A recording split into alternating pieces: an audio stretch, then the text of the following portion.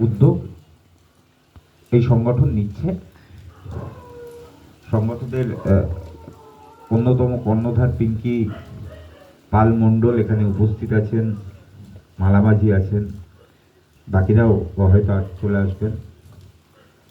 মূল কথা যেটা, সেটা হচ্ছে আমাদের এই দেশে 140 কোটি যে দেশে জনসংখ্যা, সে দেশে মহিলাদের 50% মহিলা আজকেও 15 থেকে 24 বছরের মধ্যে যে মহিলারা আছে তাদের মধ্যে 50% আজকেও স্যানিটারি প্যাড ব্যবহার করতে জানেন না বা পান না।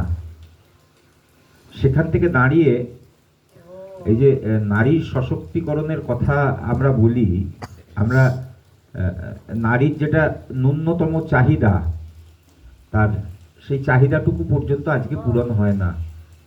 সেখান থেকে দাঁড়িয়ে সংগঠনের পক্ষ থেকে এই ব্যাপারে একটা অনেক বড় একটা মুভমেন্টের ডাক দেওয়া হচ্ছে, যাতে প্রত্যেকটি মানুষের কাছে, মহিলার কাছে পৌঁছে দেওয়া যায়। সেই ব্যাপারে একটা সিদ্ধান্ত নেওয়া হয়েছে। মানে এক কথায় বলা যেতে পারে এটা হচ্ছে প্যাড মুভমেন্ট, যাতে আমাদের আগামী প্রজন্ম সুরক্ষিত থাকে।